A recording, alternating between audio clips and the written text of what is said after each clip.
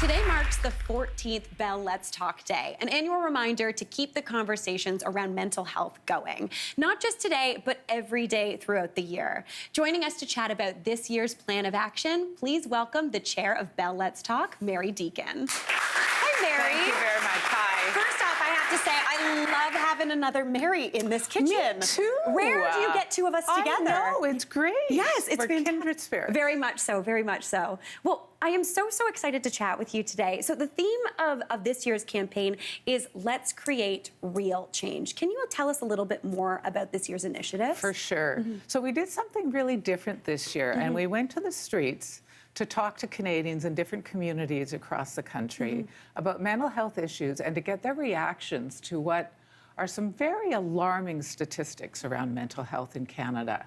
And it really, the overall call to action, let's create positive change, is really to address the fact that there's still far too many people in Canada who aren't able to get the help they need. Yeah.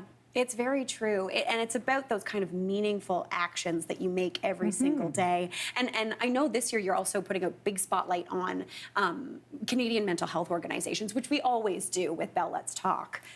Absolutely. And so this year we're featuring 25 organizations who really provide accessible mental health supports and services for free. Oh, wow. And these are organizations all across the country, some of which you'd know, like Kids Help Phone and others.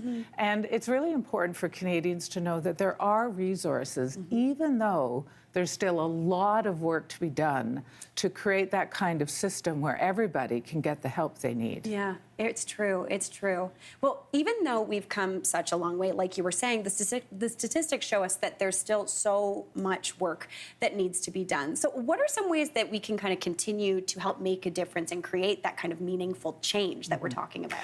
Bell Let's Talk is really, it's not just one day and there's not just one way. We can all play a role, whether it's as individuals, schools, companies, our governments, and there's a whole array of actions, anything from learning about a mental health organization, getting involved, taking care of your own mental health, knowing how to support a friend who might be struggling, and of course, understanding what stigma is and being part of the change, because stigma is still the main reason people with mental health issues don't seek help. It's true, and I always kind of equate, I have anxiety and things like that, and I equate it to this, it feeds itself.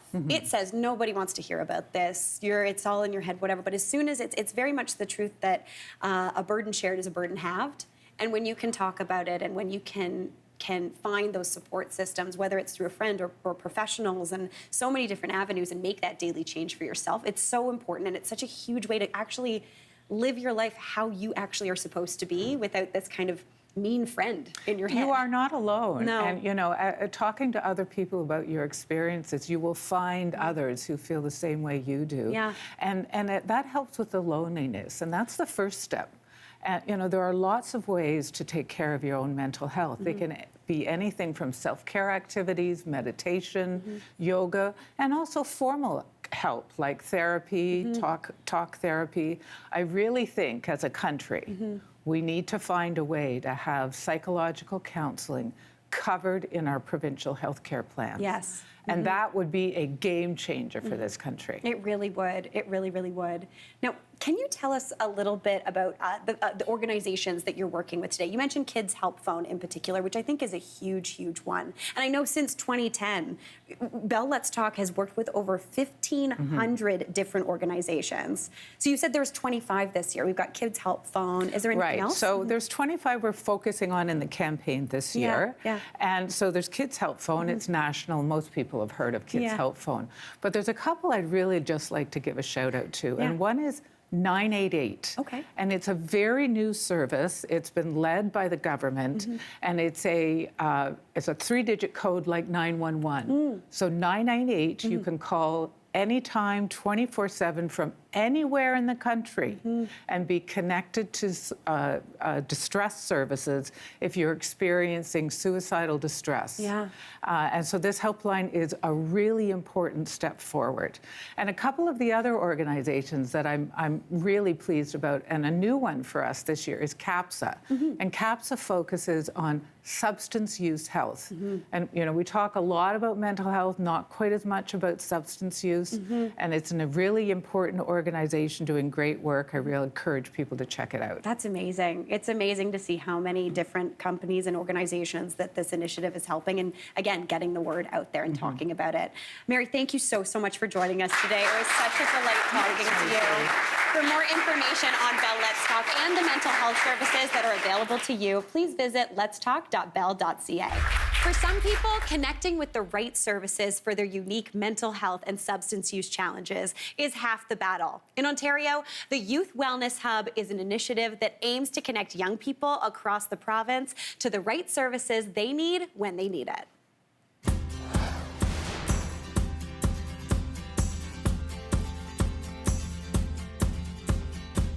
Hi, my name's Carly, mental health and substance use counselor with Youth Wellness Hubs Ontario, and this is how we provide mental health and substance use services to youth across the province when they need it. So Youth Wellness Hubs Ontario was created to be an integrated youth service model, meaning that's one place that youth can come to access any of the services that they need. Clinical services include mental health and substance use counseling. We offer primary care, and then some non-clinical services, which is education and employment support. And then we also have skill building and wellness activities. Those could be like movie nights. They don't have to sign up for them. They're just there. They can show up and partake in that activity as an opportunity to just come in and feel out the space and meet some of the staff. This is like the way to make it low barrier, not overly nerve-wracking, because sometimes it can be a lot to want to connect with a service or a counselor right away. It's really meant to be a space that they can access on their own and can feel like empowered to do that. So I'm Ashley Nero. I'm a Welland resident. I'm also an Army reservist. So what brought me to the Youth Wellness Hub was I was struggling with a lot of anxiety. There was a lot of changing in my life. Personally, I was bullied in high school and was still struggling with like self-esteem as I was coming into a young adult. And that's where I got connected with Carly, and we started like with one-on-one individual sessions. And then from there I was connected with group services like peer support, and then I started coming to like wellness activities, which helped build me with like self-confidence, connecting with other youth that were struggling, overall being healthy and being like with the wellness activities and growing. As an older youth, like in my early 20s, I don't identify with like some of the adult services. I'm not really comfortable because it's like I'm still a youth. I'm not developed as an adult fully at that point. The hub's very important just because it's like it gives you that safe space to help you heal and help you discover who you are in a judgment-free zone. It fills that gap to the youth with a safe zone just for whatever your basic needs are. I want people to know that it's okay to reach out for help, that everybody struggles with everything at some point in their life, and not to be afraid to get counseling sooner rather than later. Because once you take that first step asking for help, it makes a world of difference and makes it easier to heal as an individual as well grow as a person. And then it opens a world of possibilities of what potential you have as an individual. From Youth Wellness Hubs Ontario, please welcome Carly Klink. Hey, Carly. How are you? Good. Thank you so much for having me. Oh my gosh, thank you so much for being here and for all of the amazing work you do. So how did you get started with this initiative? So when I moved to Niagara a couple years ago, there was an agency I was working for, and they started as one of the lead sites for this. And I've been part of the hub since we got the funding in 2018, and then I just transitioned as I moved through schooling. I transitioned into one of the therapy roles as a mental health and substance use counselor there. Nice, that's amazing. Well, as we mark the 14th annual Bell Let's Talk Day, can you share a little bit more about the primary goal of Youth Wellness Hubs Ontario and kind of which groups it serves? Yeah, so the primary goal is to create services that are by youth for youth. So even the space we created in Niagara, we had a youth advisory advisory committee that we met with, and they selected everything in the space from the colors to the furniture to the activities that we do. And so that allows the youth to really have a say in what the services look like for them. Totally. That's so great. And I think that's key. Like it said in that video just there, like what was chatted about, it's important for people that's a tough age, because I believe you work with people up to 24. So we work with youth age 12 to 25. Okay, 12 to so 25. we like a broad range of Yeah. services. And that can look really different based off ages. So with our high school age youth, they have specific needs, and then we have a transitional age population. When youth are leaving services at 18, a lot of times, they're looking for adult services, but they're still young, and it's really difficult to transition into those adult services. And not everybody has a ton of support. It looks so different for each youth. So that's another target population for us. We really want to bridge those services and be a space to help with what that might look like, and have a space where they don't always have to come in and access a clinical service.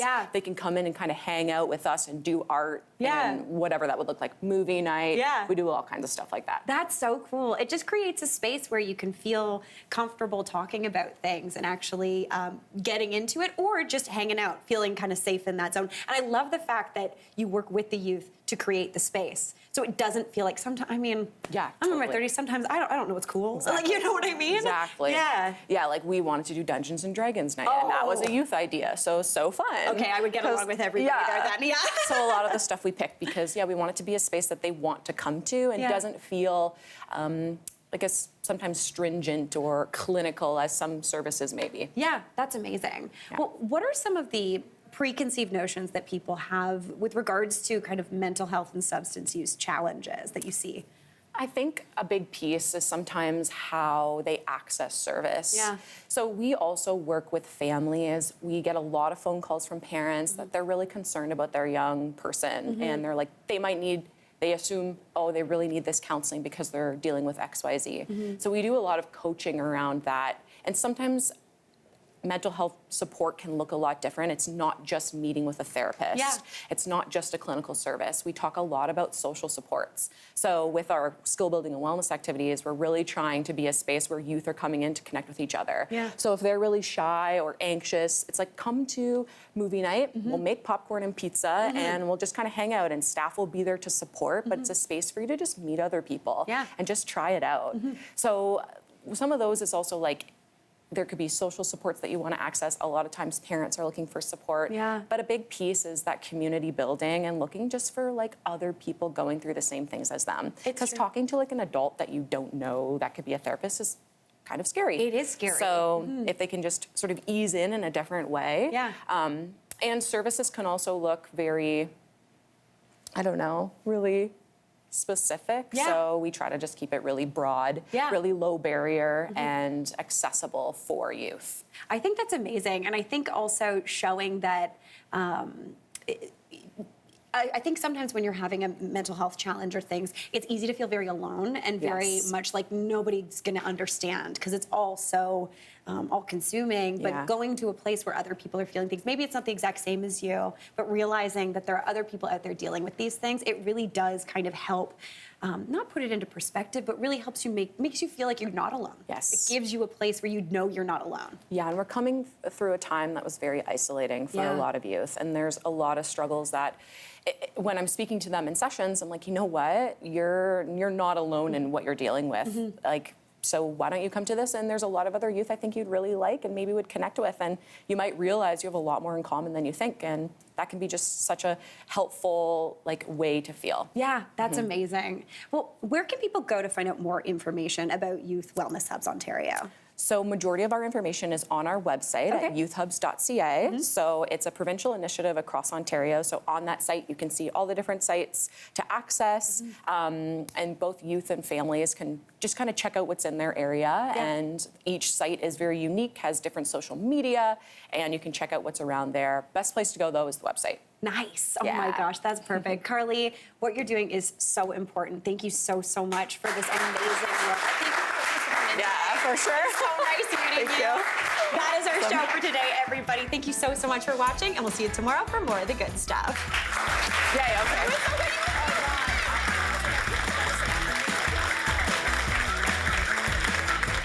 Hey, Mary here. What did you think? Drop your comments below and don't forget to like and subscribe for more of the good stuff.